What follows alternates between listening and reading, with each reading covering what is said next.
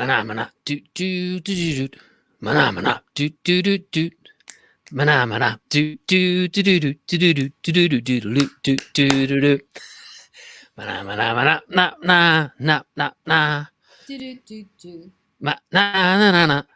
Da da. Ba ba ba. That's a thing that the Muppets used to do, and I think it was actually a song from the '60s originally. And it would start off, mana mana do do do do. We got guests. Mana mana do do do do. Mana mana do do do do do do do do do do. Hey everyone, and welcome to Friday with Friends, which every time I write it down in hand, I write down Friday with Friday or Friends with Friends. It's very awkward. And today, well, they both start off with an FRI, and my brain just goes. Bleh! What about fried friends? Oh, I could write that. This is Laura Sims, as I'm sure everybody who's here. Yes, you got to do it the wrong way. That's how you know it's right. It's bizarre. So anyway, we're here. I'm here with Laura Sims, who's a good friend of mine. The first time we really met was actually last year, wasn't it? Right. We met on stage. No, we didn't. We met before then. Do you not remember that we shared the seats next to each other on the aeroplane as we flew into Charleston? Oh, well, not Charleston, wherever it was. Yes. Of course, I remember that. I think we were flying into. I think she'd been sipping. Oh, that was Tri-Cities. That's right. I think she was drinking too much champagne. Sipping water. So anyway, here we are. Here we are. We've got people watching. We've got Sarah De Beer watching. Sarah De Beer, she's a big fan of ours, I guess. She keeps. I think she's De Beer. Read a beautiful poem that she wrote the other night. Oh yeah. On a Healing Story Alliance. Yeah, it was absolutely a lovely poem. It's so wonderful to discover the people that you know in one context have this relationship to language and emotion, and it's very thrilling to hear that.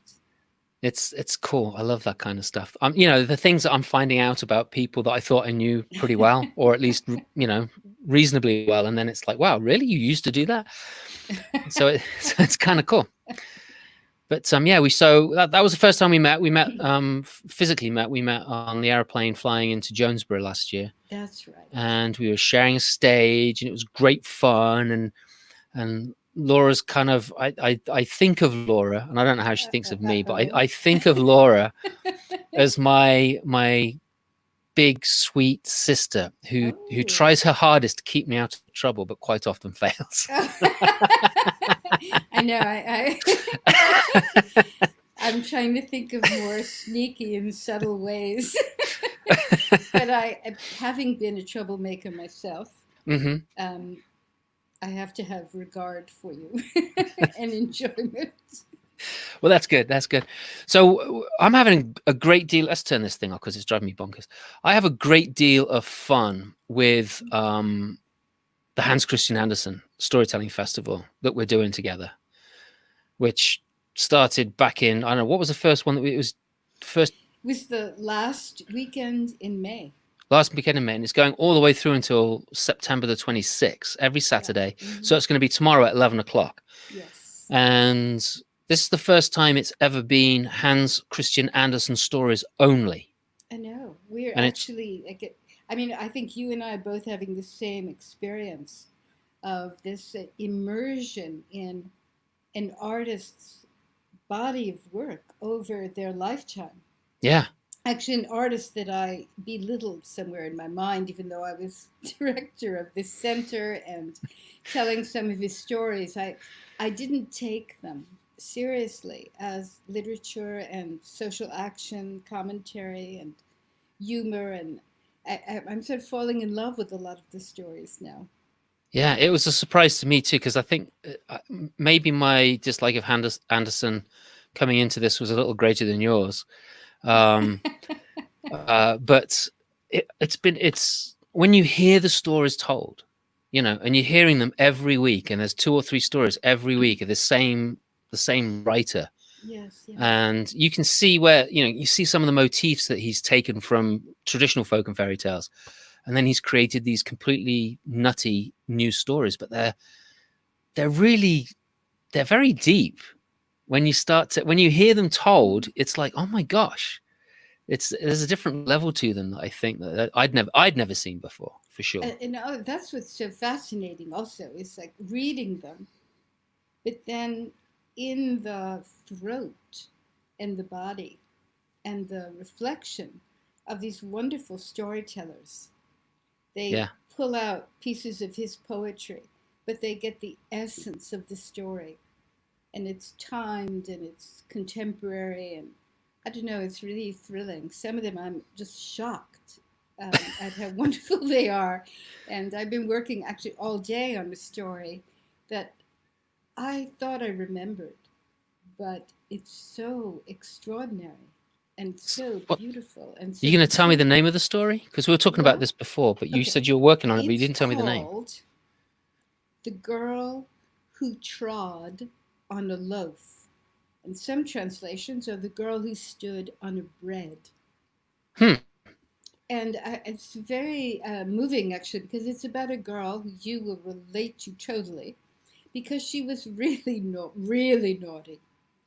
More than Cupid. But that was hilarious. Yes, because her actions are, I mean, you relate to her and not relate to her because she was selfish and cruel. Oh, And it's a story of how eventually she goes to work. She didn't get better as she grew up, and she went to work for someone, and they sent her home to visit her mother with a loaf of bread because her mother was extremely poor. hmm. And the story really takes off when she's on her way to her mother, walking on a path that's very muddy. And in order to save her shoes, Don't tell her. Don't tell us anymore. Because the three people, woohoo, we've got listening right now. no, because the details, fine, that's not the Okay, all right, best part. okay. She put her shoe, she put the bread in the mud and stood on it to save her shoes rather than feed her mother. Wow. So I thought, what could be a more appropriate story given what's going on in some Yeah. parts of our government? So, Wow. so I just thought, ooh, it's such a really immensely deep story about cause and effect, the nature of regret and no regret. I just found myself like, wow, what instigated this story? Yeah, I wonder. Anyway, that's the story I'm telling, and then Right. So you're finishing up a book, aren't you? I am. Tell me about that.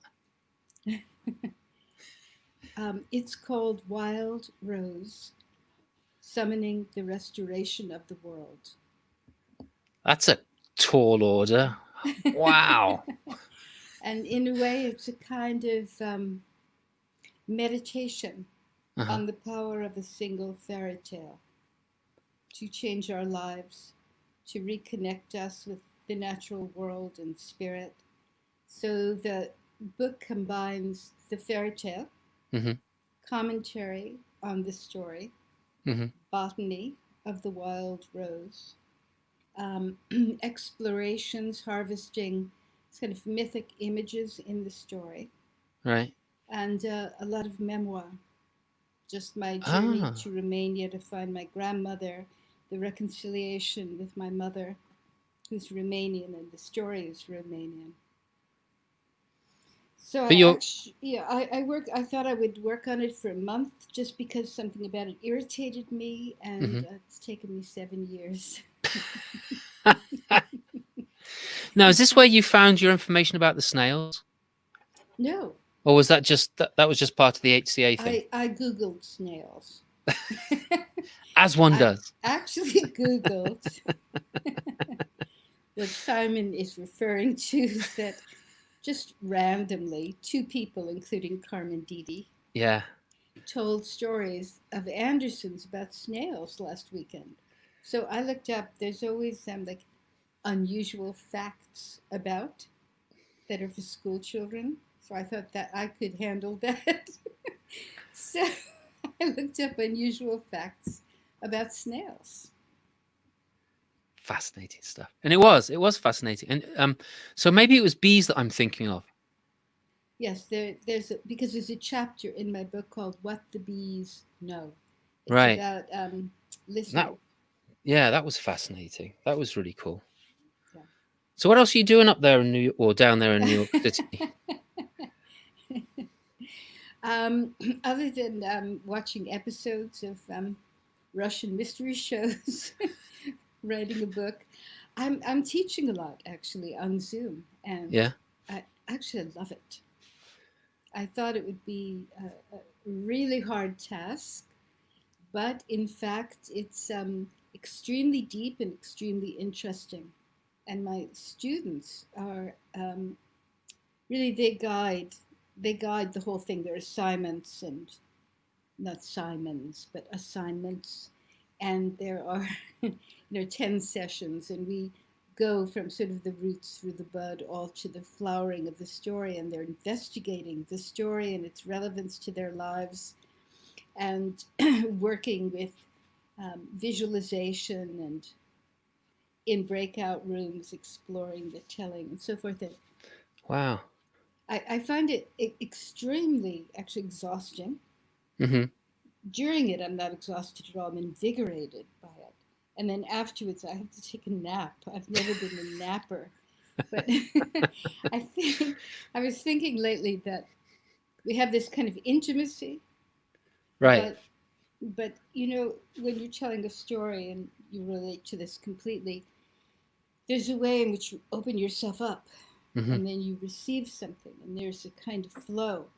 And even though we're relating to each other and more easily because we know each other, Hmm. it's like I open up and but it stops right here. And you open up, it stops right there. Right. So the energy comes back. And I have to actually find a whole new way of relating so that I can accept your language fully. And I find that sometimes I'm exhausted if I'm on too long Yeah. because of the stopping and starting of energy. And for me, that energy, that experience of the words beneath the words, is really what I think fulfills my storytelling Hmm. or marks my storytelling. Yeah. I So, found that when I've been watching some of these storytellers online, um, I don't. This is the only computer that I have. It's a laptop with a camera on it, and I have a big mm, old workhorse upstairs, which doesn't have anything. It's a real basic workhorse, but it's a workhorse. And it doesn't have a camera. It doesn't have a microphone. I have speakers plugged into it. But sometimes I go and watch them upstairs. I'll watch a show on that computer, but I sometimes even just like close my eyes and listen to the story. So it's just their voice, yeah. and I sometimes find that that is can get me closer to the story or Yeah, the it's energy of the interesting, isn't it? storyteller. Yeah, it is. There's some people who are almost Excuse me. transparent. So I'm Right. not Yes. going to Yeah. stop looking at them, but it goes right through them. And other people, I have to close my eyes to hear the story. If something distracts me, and I mean that's been fascinating. I have no way of understanding I know it's a strange, understanding crazy that, world but that we live in. It really is. yeah, It yeah. really is. So what else am I doing? I'm Yeah. doing that. Well, one thing that I'm doing that I'm finding completely engaging is that I'm editing a psychiatrist's book. He's a Buddhist teacher and a psychiatrist. Hmm. So in his book, there are 60 narratives. He uses the narratives to kind of show the example of how to do this particular series of practices he does with traumatized patients. So my job, what I've been hired to do, is to rewrite those stories, to make these kind of therapeutic narratives into stories.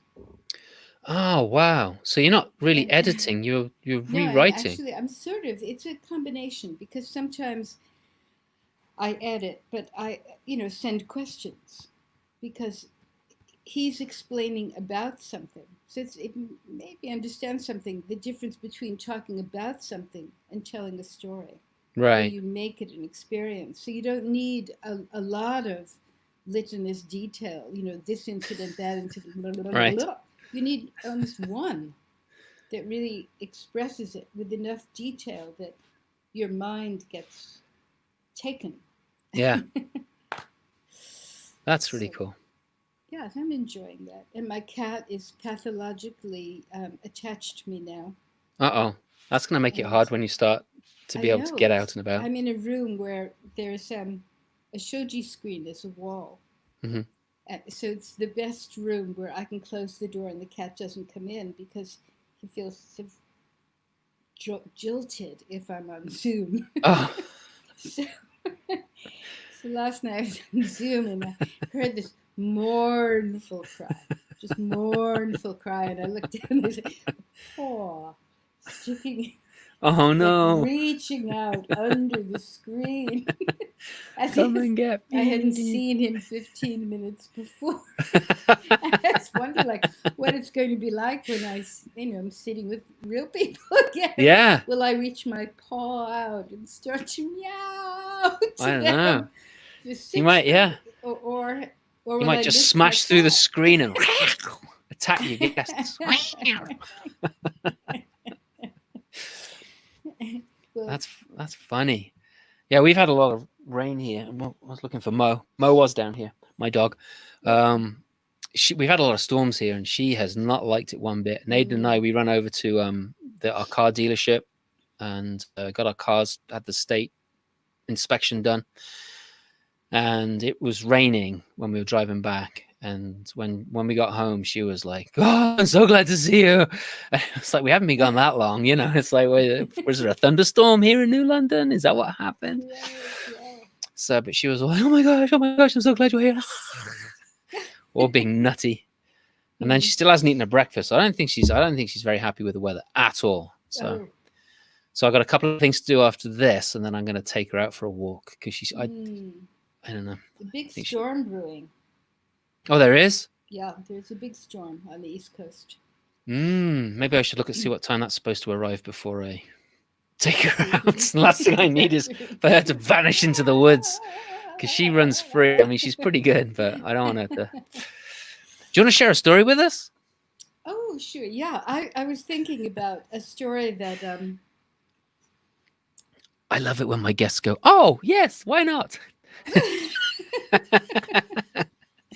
this is maybe 3 summers ago, and I had a job on 6th Street Uh-huh. between Avenue B and C in Manhattan, and it was in a renovated art center for Uh-huh. low-income children of all ages, but it had been a synagogue, and there are murals on the wall, but in between the murals there is some marble, and my grandmother's name in Hebrew was on the wall. I was stunned. I brought in someone to double check it because we don't have any of the archives. But my job was to tell a story over 4 weeks. And the kids in this group were all mapping the street and interviewing people. So it was about place. So I chose to Oh, tell a Native American myth that might have been the myth of the Seneca or uh, Lenape that lived in that area, more than 600 years before. And on the first day, the kids were seated in a circle, and we went around, everybody saying their name. And I came to one kid, he had kind of like stovepipe haircut, really skinny, and was hands this in the curled. 80s? What? Was it in the 80s? No, no, no. This was 2, 3 summers ago. Oh, okay.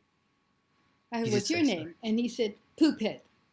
I Jeez. said, "Okay." And the kids are calling out his real name. And I said, "Oh, no, no, look, that's okay, but I might feel uncomfortable calling you Poophead. Could I call you PH?"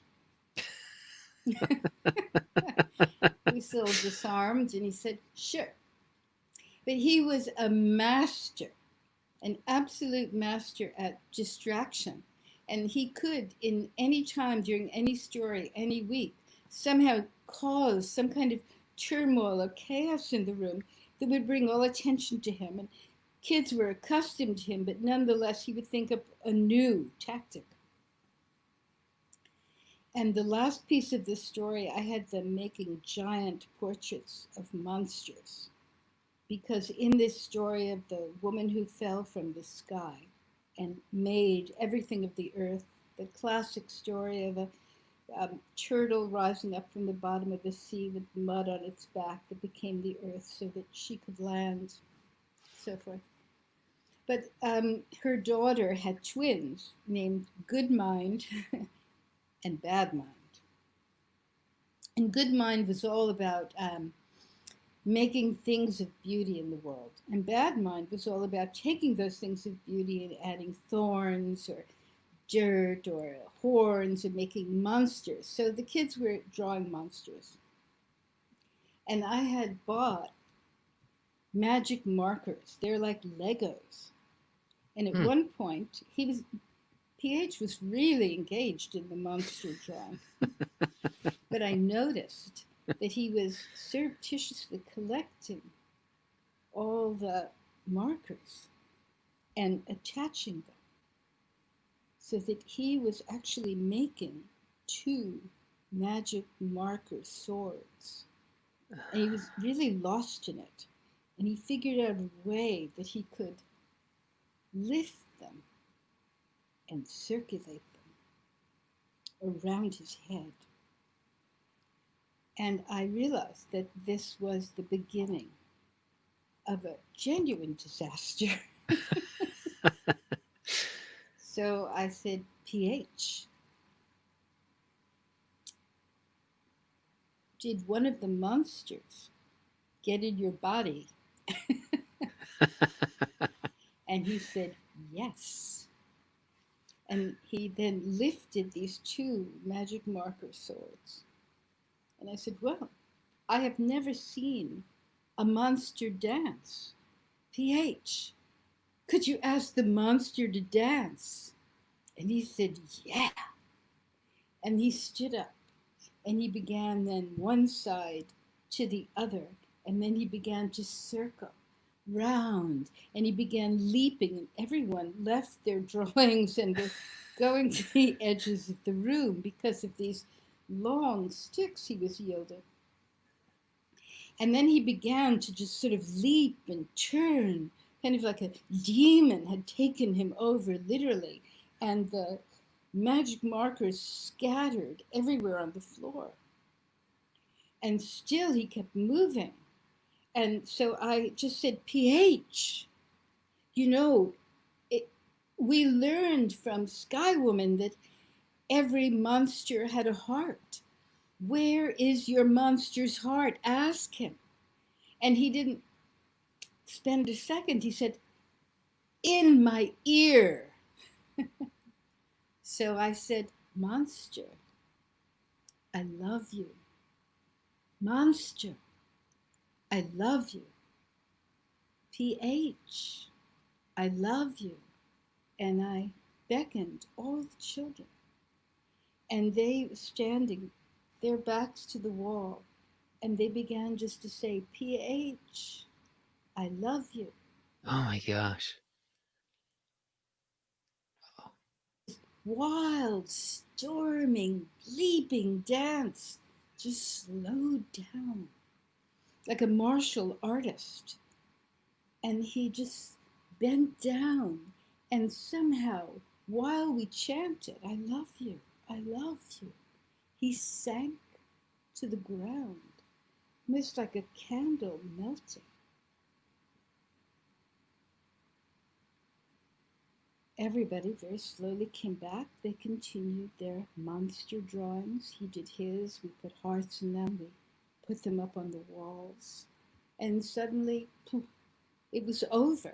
And parents were waiting outside. And everybody left me with all the magic markers and the papers. And off they were going. And PH was gone. I was just all alone, like in this island of monsters. thinking about like how extraordinary what happened was, Yeah. and that I wished that I could talk to him, but it was the very last day, Oh no.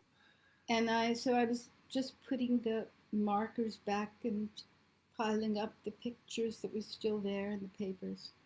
And suddenly I heard steps on the stairwell. We were on the second floor of this old synagogue. And PH came running into the room. And he came right up to me and he said, "My name is Solomon." Wow. Oh my gosh. That is such a cool story. That is Miss Snark. She summed it up pretty well. Snark the snail is with us. Yes, she is. Miss Isabel Snark. You know, the Ms. interesting Isabel. thing about it is I was so startled by what happened. I went and sat in one of those kind of street gardens on the Lower East Side, a cappuccino, something I haven't done in months. And That I decided I was going to go back and find the people who ran the program and say, "Did you see what happened? Let's talk about it." But, you know, they hardly noticed. they didn't notice? In a way, they didn't notice. They were just talking about, you know, did I want to write something about the program?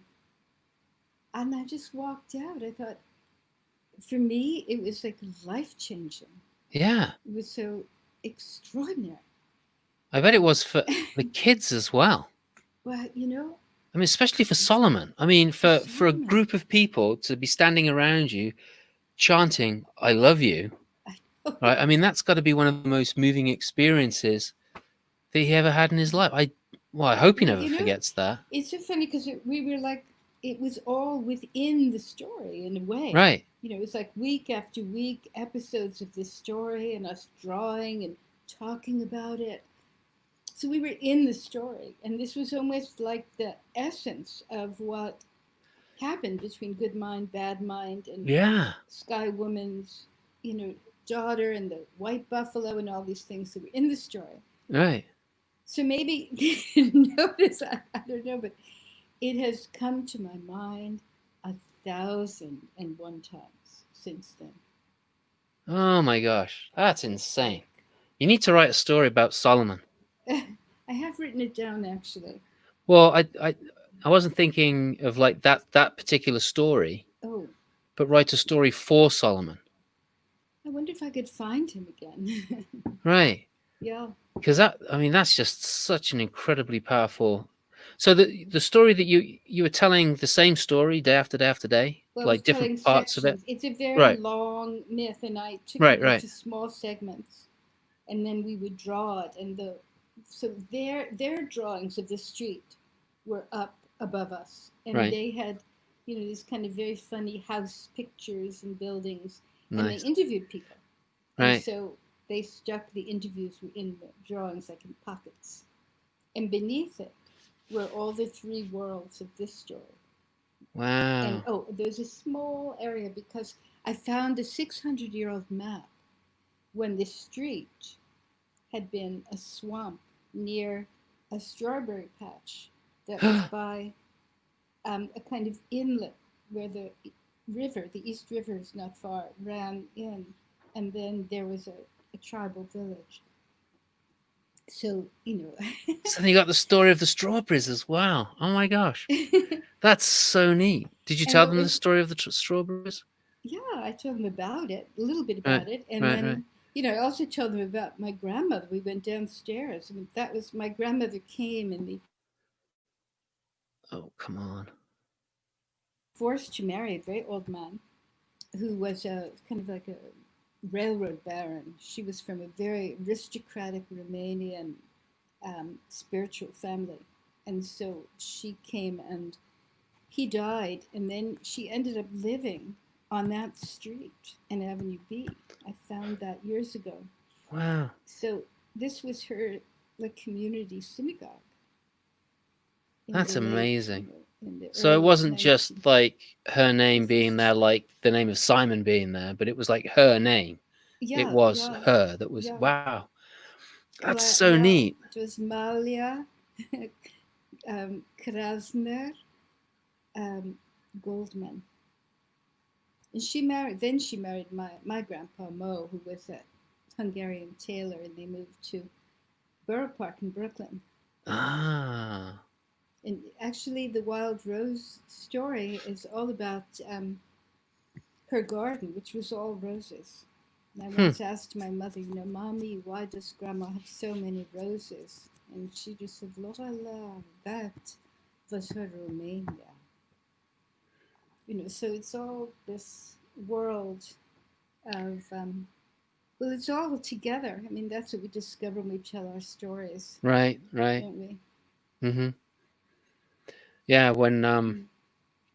when I came, my parents divorced, and I live with my mom, growing up and everything, and there was a period of my childhood where my father and I, we didn't talk to each other for a long time, and then he got sick, and I went to visit him, um, and he was fine after, he had an operation and he was fine, and I helped out for a while, and then I went back to doing my thing, and we actually became father and son again, which is great.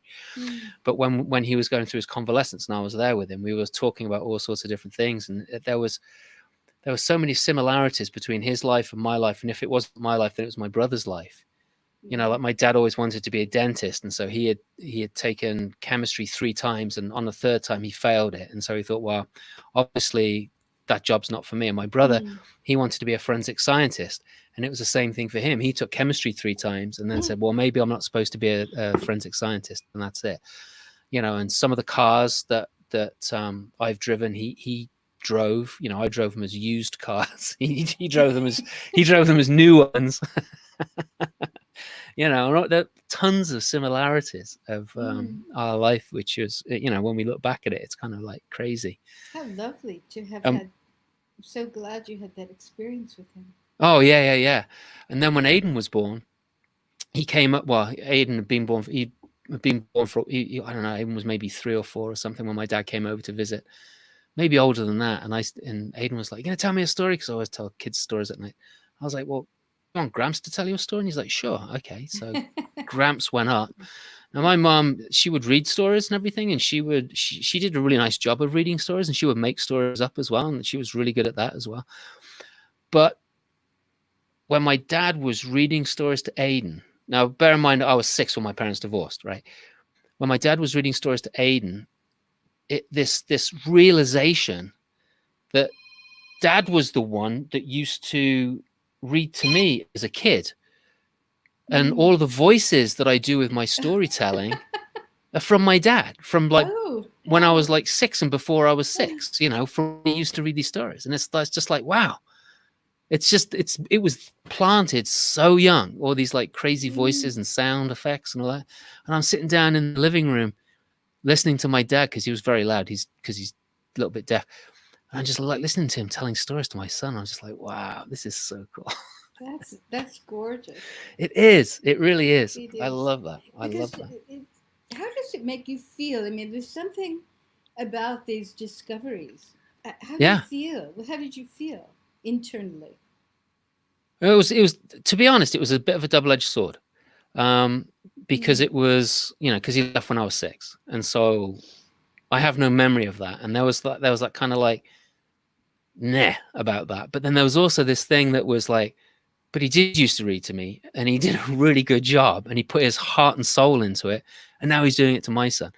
And that was just, it Mm. was so joyful. It Mm. kind of Yeah. overrode all the negative stuff that obviously comes up, in the petty ego. It was just, That's the the naughty part of us, isn't it? yes, Oh my God. it is. Freaking ego, can't stand it. It's like a balloon, you just want to pop it, but the pin's never sharp enough. Come Or you on. pop it and then it blows itself up Yeah, again. it does. It finds a magical way of blowing itself back up again. Little stinker. Yeah. Huh. Yeah, but no, it was a phenomenal experience, and I hope that Aiden, I don't know if Aiden will remember it, because the visits with my dad are But few and far if between. But once Louis, I'm trying to think of his last name, Dan Yashinsky introduced me to this great um, Chippewa Cree storyteller from the Hudson Bay, Louis. I can't remember his last name, excuse me, but he said that when he was a little boy, he would go out with his grandfather, and his grandfather would tell him these amazing stories that he never remembered. But when he grew up, he remembered them. He'd go Oh, out and wow. would remember them.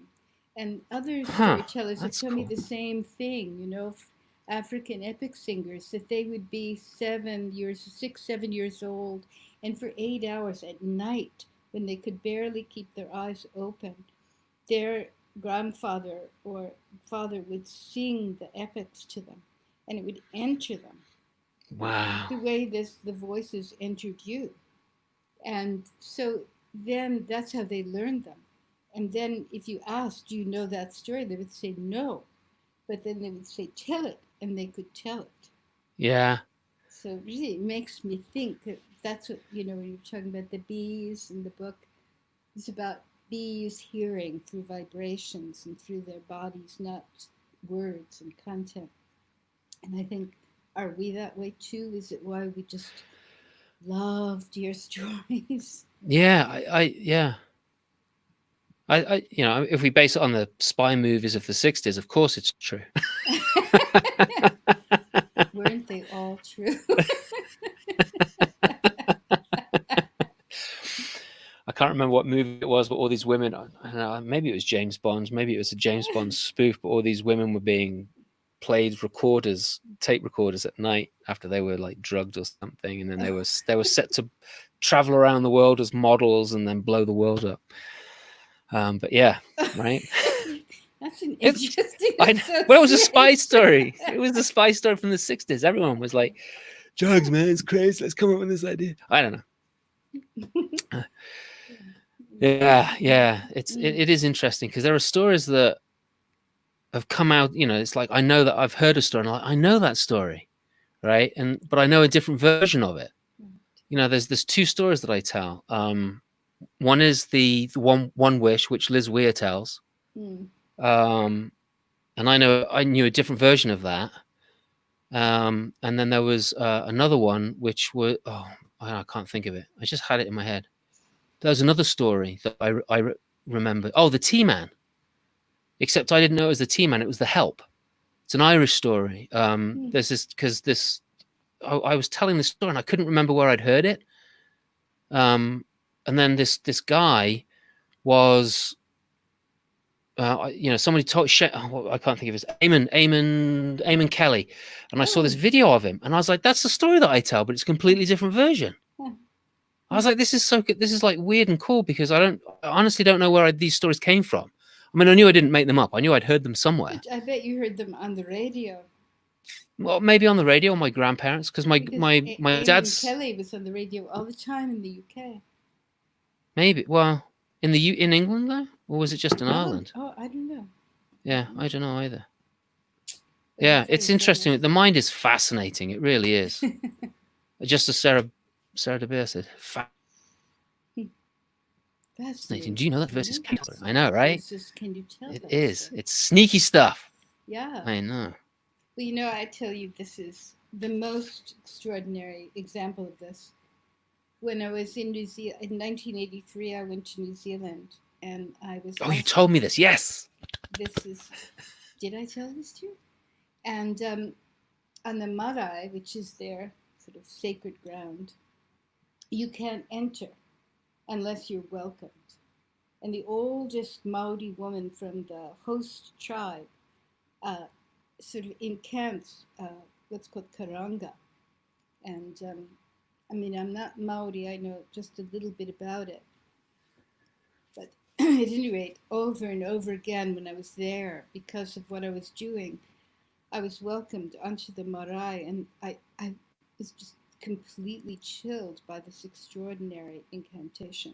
It would just like whew, my whole body.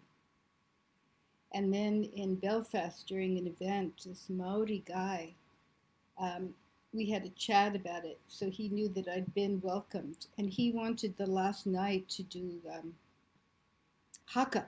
which is this kind of kind of chant. And he said he couldn't do it unless a woman sang the karanga. And you needed the energy of male and female. And he said, well, you're the only one here who could do it. I said, I can't do it. He said, no, you heard it. That's how you learn it. And I thought, forget it. And I was so terrified. And finally he said, no, it was given to you, you do it. So, okay. And I kept hoping as the night wore on that he would forget the whole thing. I couldn't eat. I was like nauseated. And at one point, he got up and he just nodded to me and pointed, and I went to the back of one of those sort of dreadful wooden high-roofed rooms with a long table and the paintings of very dour men.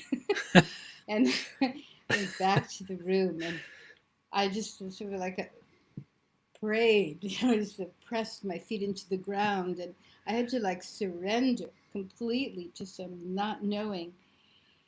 And I just sort of, I don't know where it came from, but like out of the floorboards of that dreadful room, somewhere right up through my body, I did it. It filled the room. I don't know even whose voice it was, but I was like, I couldn't even sit. I didn't. My spine was turned into a blender. I mean, I was completely beside myself. Wow. He, he noticed me. I was like a bull that had been on LSD or something, lit out in a corral, and he just took me and like walked me like you walk a horse that's out of control, and walked me around and around and around until I settled down. And I've thought of it so much, in the storytelling, that same things, like I have no idea how we remember, Mm-hmm. how it happens, but that there it was. And in the Philippines, this old woman who was a weaver, I asked her about, what she listened to in the radio, blah, blah, and she just was appalled at me. And she said, I never listened to the radio. I never watched television. This was in a like rainforest village. So they didn't have any electricity. They didn't actually. It took some. She said, because in order to weave, in order to sing, in order to tell a story, you have to keep the channels open. Wow. And I thought, sometimes I think I'm pretty open, but so many mystery shows got a lot yes. of like... Yeah. When the real shamans show up, we realize that we're just dabbling. Absolutely.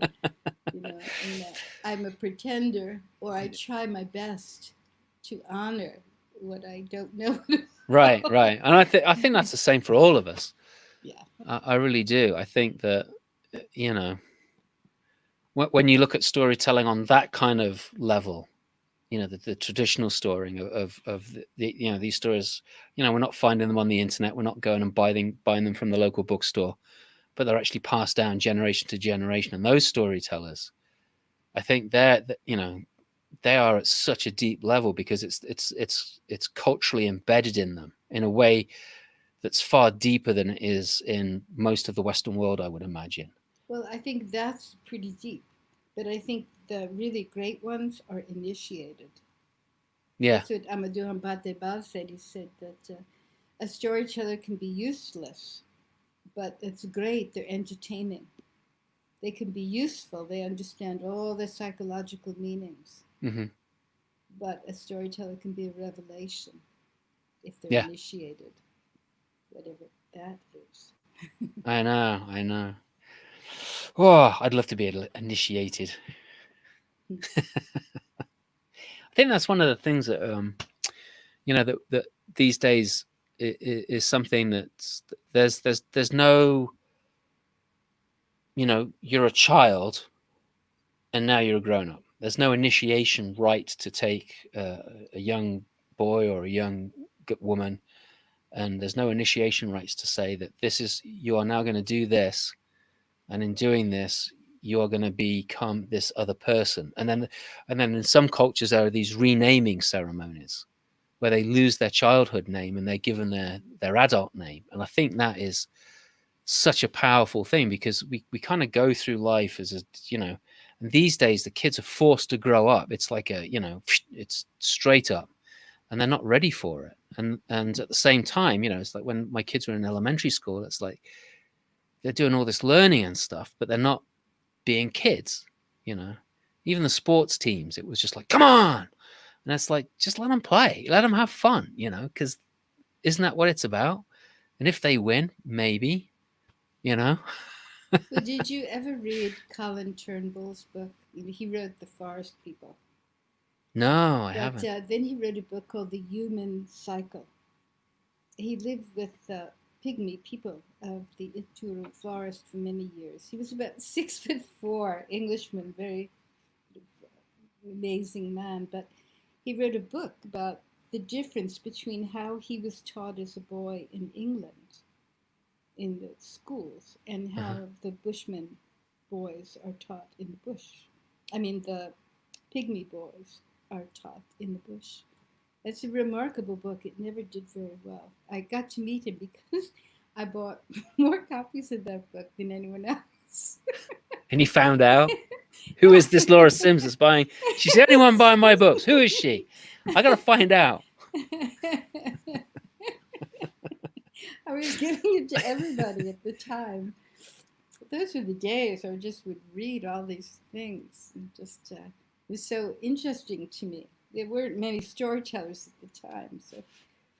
Yeah, sorry about that. We all came along after you. No, it's great. It's fantastic, actually. Did you ever leave books on trains with a little note in it saying "pass it on" when you finished it? But did you? Yeah, I used to do that. Yeah, I did that with a couple of books that I really liked. I would find them. Sometimes I'd buy them new, but if I could find them used, I would, send them on their way. Leave them in a cafe or something, like coffee shop or something like that. I really enjoyed this book. Try it. If you don't like it, then write your name in here and pass it on to someone else. Yeah. Yeah. I guess it was a thing in the 80s. Yeah, some people were doing it. I don't know. I was one of those crazy people that would. Yeah. Well, there's some places I was walking around in Portland, Oregon, and people have little poles, little boxes with like free libraries. Oh, You right, put right, books right. in it. You can take a book and you can add a book. I always loved that. I didn't know about Manhattan. I mean, Yes. a bomb in there. Right. Or drugs. That's the drop-off point. My street is so funny. It's so strange now. It's completely boarded up. You were telling me something about a tree or something. Oh, yeah. Across, sort of diagonally across from my building, there was a building called, what was it called? French name. It'll come to me, but Le it Building. was very famous. It was a very famous building. Oh, Saint Denis. Okay. With lots of therapists and artists and writers had, little apartments in there. But before that, it had been a hotel. In fact, that is the very hotel where, what is his name? Bell, who created the telephone. What was his first name? Alexander. Alexander Bell made his first phone call. Ah. But they tore it down. It was a kind of an abominable decision, and the only thing that's left is a ginkgo tree. And it has a sort of plastic fence around it, and people throw garbage in there. And just in a small part of the tree was still growing, and I felt so sad for this tree. So I decided to figure out, if I started watering it and pulling the garbage out, if the ginkgo tree, which is the oldest species in the world of tree, might survive. I mean, it was the one tree that survived in Hiroshima. So Wow. survive Hiroshima, could survive Broadway. But it's now, similar. it's not doing so well. But It's it not. has leaves now around the whole bottom. It's a tall, only about 14 inches, like a heart. And so it is coming better, and I have a few people in the neighborhood. We have so many thunderstorms now. I don't have to go out every day and water it, but I was.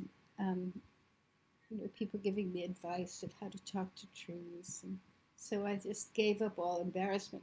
There aren't that many people on the street anyway, and I'm wearing a mask. But I think trees can hear you even with your mask. So Yeah, I I think so. was Yeah, yeah, yeah. conversing, talk to the tree. But are you okay? Anyway, I love that. I was a big tree hugger. really? Yeah, I always have been. Yeah, I was. Yeah, I used to go into, when we would go places, if there were woods off to the side, I'd go walk through the woods. Even when I was like a little teeny Mm, tiny kid, and I'd make sure I could see my mm, parents, but I'd go through the woods instead of on the footpath. Love the woods. mm, And that was I remember that when I was working at the youth hostels in England, in Burley, I was watching television. As you know, in England we had 4 stations at the time, and that was it. And I was watching this movie on a television that was about this big, smaller than a laptop, right? And it was like black and white. It was awful, but it was fine. That's all I needed because I'm not a big TV guy. And then this commercial came on, and it's like, oh, I want to be this, I want to be that. And there was this guy that stands, he's got jeans on, he's totally ripped, and he's got this big wavy curly hair, and he says, I want to be a tree. And I ran down to my manager, because my manager and I were really good friends, and he had his partner was there, she was there as well. And I run into their room, and I was like, I've just seen a commercial. And they looked at me and said, we saw it too, it's totally you. That's right. You work. What did you do in the youth hostel? What did you do in the Well, I youth started hostel? off I was a professional photographer, and the market just collapsed, and there was Mm, nobody working. And this is in the days of film. So I went to the labs to see if I could get work at one of the labs, because I was a good black and white printer. But they were actually laying people off because no one was taking photographs. mm, And so I needed. Well, my bank manager phoned me up, and he says, "Your debt is getting kind of big. Are you not working?" I'm like, "Not right now." And he said, "Have you thought of a career change?" And I said, "I haven't, but maybe that's a good idea."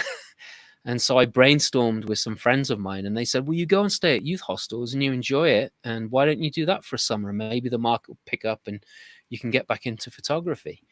So I actually ended up getting a job as a seasonal summer assistant. So it was only going to be for the one summer. And it was in Burley in the New Forest, which is it's such a great space for me. mm, Loved it. And there was a full-time paid assistant there, and he wanted to join the Navy. So I took over when he left, I became the assistant of the hostel. And Dave and we ran it together because we were very, very different people. And there were some things that he was really good at, and there were some things that I was really good at. mm, And so we worked really well as a team. Then an old acquaintance of mine, I wouldn't even call her a friend, an old acquaintance of mine said, oh, can I come and visit? And I was like, sure. And she ended up marrying Dave. And I was kind of forced out. You froze for a few seconds. Yeah, I think I've done that a few times, and I thought you were freezing, and I think it's probably me. I think my son's playing on his games upstairs, and it's Ah. buggering the internet up. But yeah, she basically froze me out, and I left, and I became what did I do? I went from Burley to Brighton Youth Hostel, and I was a senior assistant there. And then there was a guy who was doing shenanigans at Eastbourne Hostel with the money. And so he was fired, and I was there temporarily. And I think there was some skullduggery going on at Brighton. And I Mm, think that the regional director and the people in Brighton were trying to get rid of me. But the regional director was fired, and I got a new regional director. And he told me what he'd heard. He said, but I'm going to give you a shot because you've done really good this summer. And I've seen nothing crooked with the books. And I'm hopeless with numbers. I mean, I'm not smart. I'm not smart enough with numbers to get away with, messing around with the books. It's like I'd phone them up and say, "Oh, this is what I've got," and this, and I'd talk to the accounting department and we'd work it out. So from temporary manager, I ended up running 2 youth hostels that were 30 miles apart. 40 beds in the one and 80 beds in the other. And the larger hostel did breakfasts and evening meals and we would do packed lunches for people that wanted to get out. So you had contact with a lot of people who were travelers and Yeah. Oh yeah, it was brilliant. outdoor people and hippies and. Well, some of the, yeah, I mean, it was there was such an amazing Eastbourne Youth Hostel, which is one of the places that I was managing. That was the one that I was temporarily there for, and ended up looking after it. There was this, when the Berlin Wall came down, like 2 days later, this guy showed up at our hostel, and it was an old golf club, and so the living room was like the club room, right? And so it was this huge space, fireplace in the middle. We had chairs and lounges all around the place, couches all around the room in a circular mode. And there was some off to the side so that if people didn't want to sit in a group. And this kid from East Germany sat down and told us what it was like, how you know, we were the first people he'd pretty much seen. And he was the first East German we'd seen. Wow. And so it was a phenomenal experience. And we used to have this elderly woman that would come from Denmark on her bike. Now, Eastbourne Youth Hostel, the town was down here, and Eastbourne Youth Hostel was at the top of the cliffs, pretty much, sort of, at the South Downs. And she would, the first year that I was there, she rode her bike up. The second year I was there, she pushed her bike up. And the third year, she took the bus up, and we didn't see her after that. But she was, you know, she was like one of my favorite guests because, you know, this, you know, she must have been in her 70s, and she's like riding a bike up this massive hill, you know, and she would spend a week there, and then she'd tootle off to another youth hostel and then another, and cycle between the hostels. So, I mean, the people that I met it was fascinating time for me because I got all these different people from all over the world. We had an American football team from Russia. It was a Russian American football team. And because at the time, this is the late 80s, early 90s, they didn't have an American football program, right? So all of these guys, there were weightlifters, there were track runners, and they were doing this tournament in Europe, you know, and there was like a club in this was in Brighton, actually. So they were staying at Brighton Youth Hostel, and these huge athletes from Russia, they're playing pool at night in the youth hostel before they have a game, you know, drinking schnapps and stuff before they're going to play American football in Brighton down the road at the rugby field that they were just like makeshifting it as a American football field. So it was amazing experience for me. I spent 5 years doing that, and that's where I met my wife, Sarah. And that's, you know, she didn't want to live in a hostel filled with 60 screaming kids from different countries. And so she said, let's go over to the US. So that's how I got here. So it's a giant youth hostel. It was. And now it's a giant youth hostel. Yeah. Yeah. Wow. It's, yeah. It's well, nice just conversing. It is. It really is lovely that you do this. I've watched a few, and I'm glad to be here. And I'm glad to have you here. Nice it's excellent. Just palaver. Yes. You know.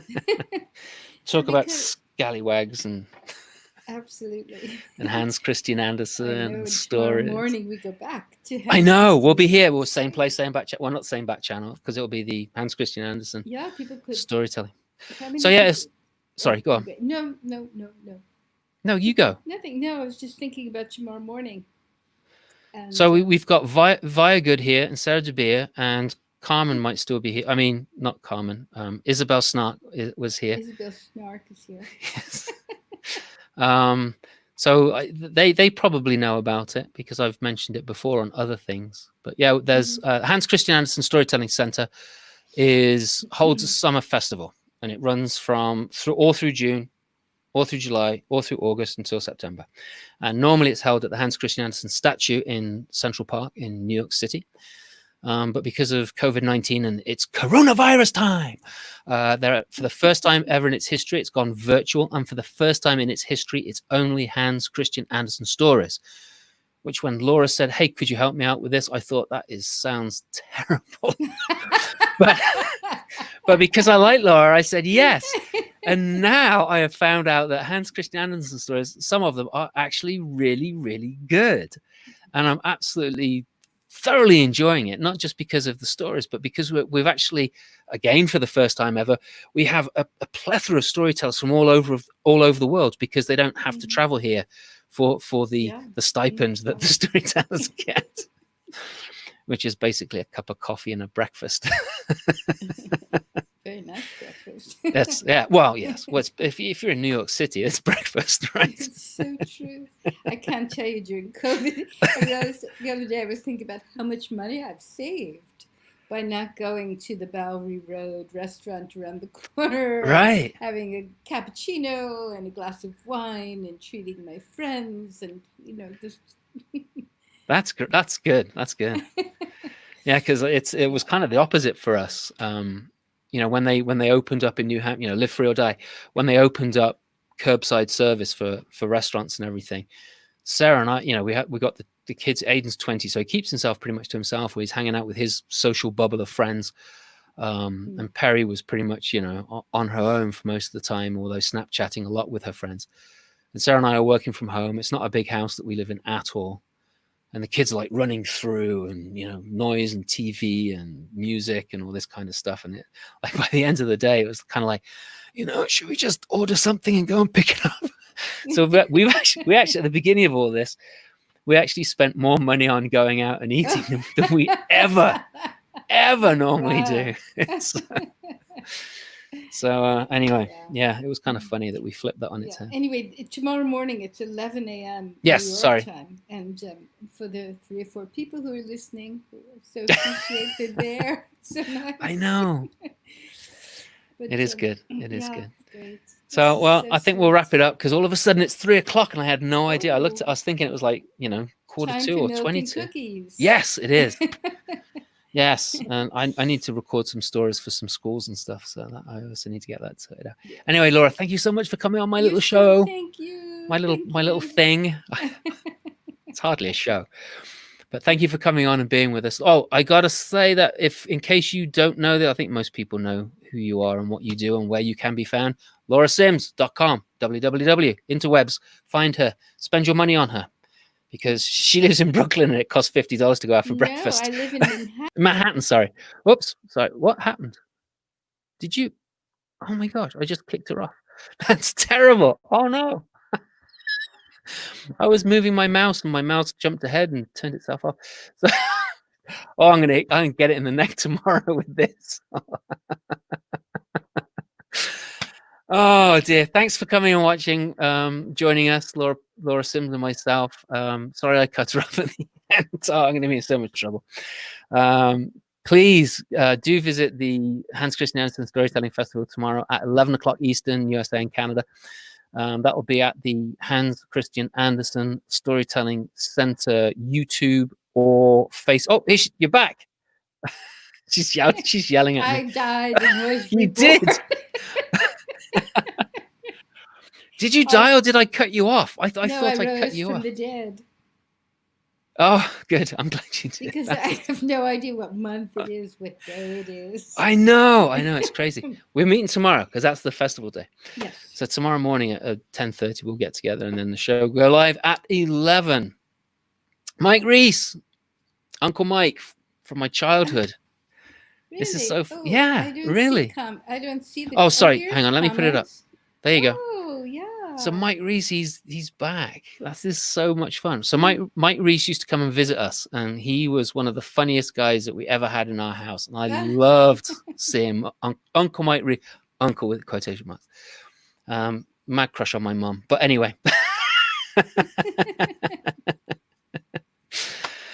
Dear. He's a great guy. Super duper guy. Love him to death. That's so nice. It is. My mum was thrilled because he still visits my mum every once in a while, which is nice. I think it's once a month. Tomorrow is my brother's birthday. No way. My brother lives in New Zealand, so it's actually July 5. But we're all meeting, cousins and like myself, aging parents, and that's all of us, dear. And oh, that'll be fun. So you're doing a Zoom meet or something? Yeah, I mean, after the Andersen, I'm going to talk back because Milby Birch tomorrow is telling a 75-minute piece that she's done on immigrants and social justice, and then I'm part of a talk back afterwards with her, Uh-huh. and then I'll talk to my crazy family. Yay! Yay! So you'll need a nap after that then. Oh. Or a scotch, really, in that order. I mean, I don't have That's any too funny. scotch, but I could think Yeah. about it. We just have a deep cup of tea and people Yes. Yes. just pretend it's tea. I'm having tea, children. Yes. Oh, Oh, look, this Connie is, Reagan Blake got on. I know can't she. believe I missed turning in earlier. Well, she didn't turn in early. She admits to coming in late.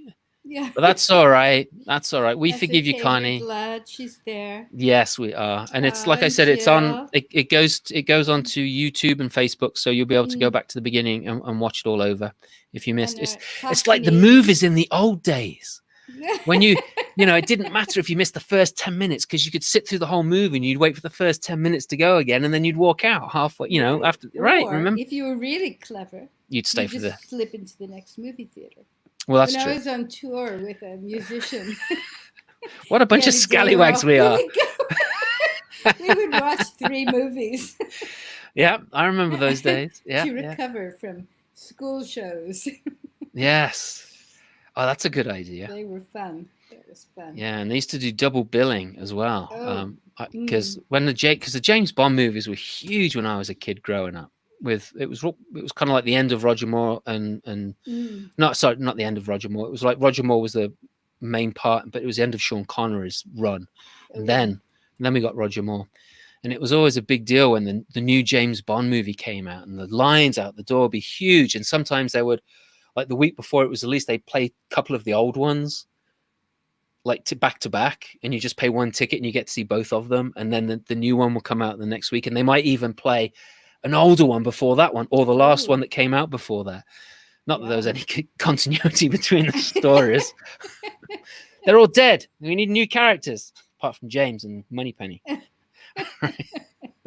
Well, anyway, it was wonderful hanging out with you. Thank you. I'll wait for you to get rid of me. Kick you out properly.